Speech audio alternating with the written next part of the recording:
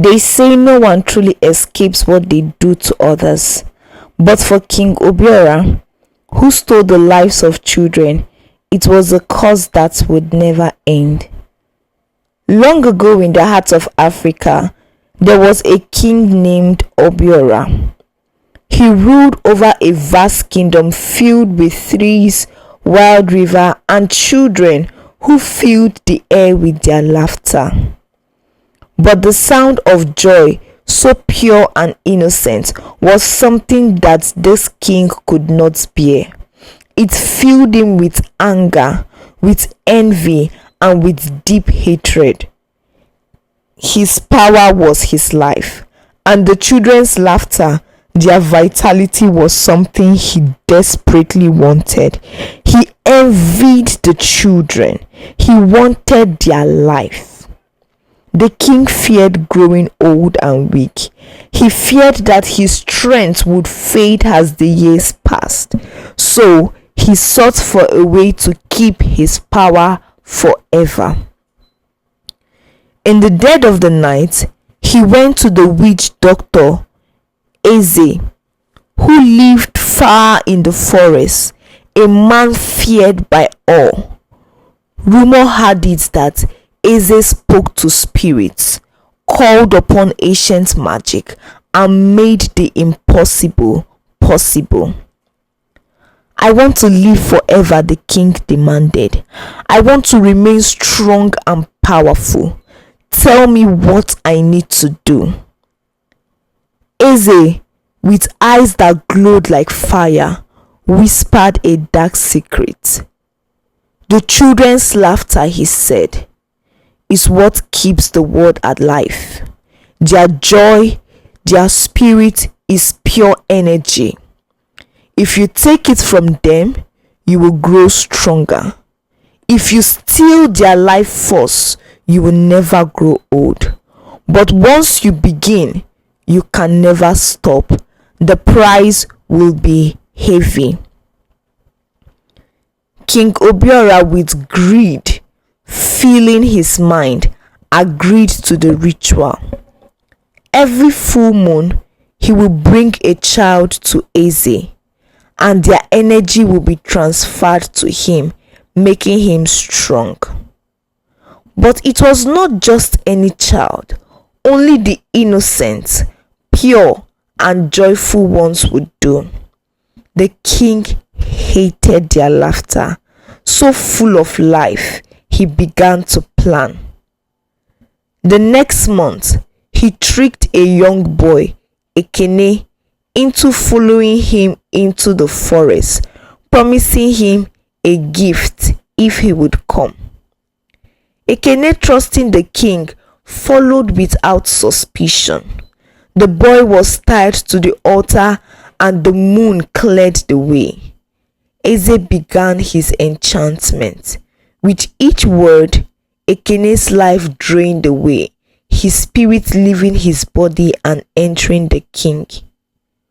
King Obiora felt the surge of power as he grew stronger and more powerful.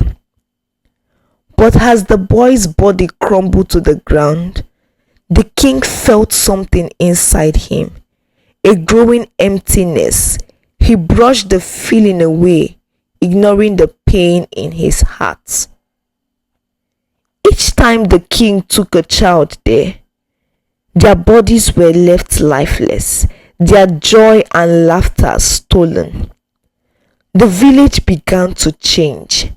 Mothers cried for their lost children, their hearts breaking as they searched the forest for their little ones, never to find them again.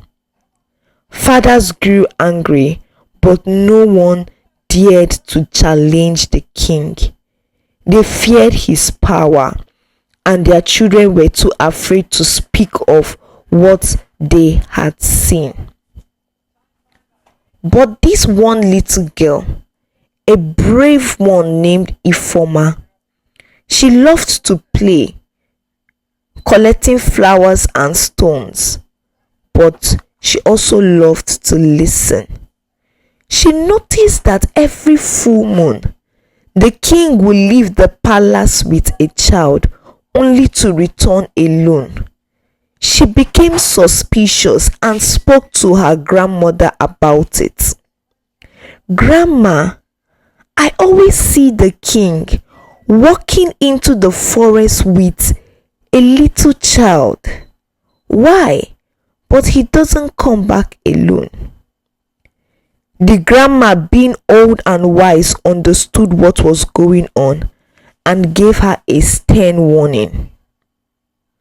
One night, when the moon was full and bright, Ifeoma decided to follow the king against her grandma's warning. She trailed him quietly, staying hidden behind trees and watching as the king led a child into the forest.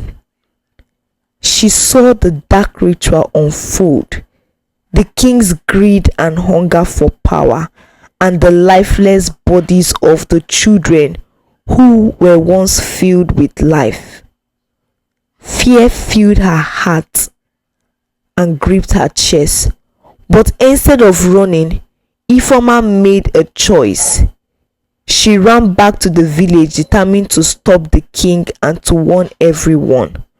But she was too late. When King Obiora found out that Ifeoma had witnessed the ritual, he was furious. In anger, he ordered for her to be captured and locked away in the dungeon of the palace. The guards did as commanded, and they were too scared to question the authority of the king. No one could help Ifeoma. She was just a little girl, no match for the king's power. But the king's power came at a cost. As the months passed, he grew stronger, but something inside him was dying. His body, though filled with strength, began to decay. His skin sagged, his bones cracked, and the once strong muscle he had turned into nothing. His flesh rotting away, yet he did not die. Every morning he begged for death, for the peace he had never known, but death would not come. He had taken the lives of so many children, so much energy, that he could not die. His body decayed faster, but he remained alive. The king became a walking corpse.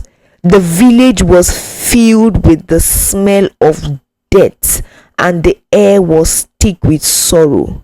Mothers cried loud, no longer fearing the king, but hating him for the emptiness he had brought to their homes. They tried to bury him. They tried to lock him away, but nothing worked. No matter what they did, the king did not die. His body turned to bone and his soul was trapped, a prisoner to the very thing he sought: eternal life, immortality. And so, the village became a place of mourning, pain, and endless darkness. The king lived in a shadow of his former self. Some say his cries can still be heard at night, echoing through the forest. Others say that his decaying body is still roaming the kingdom, searching for another child to steal, but he will never find.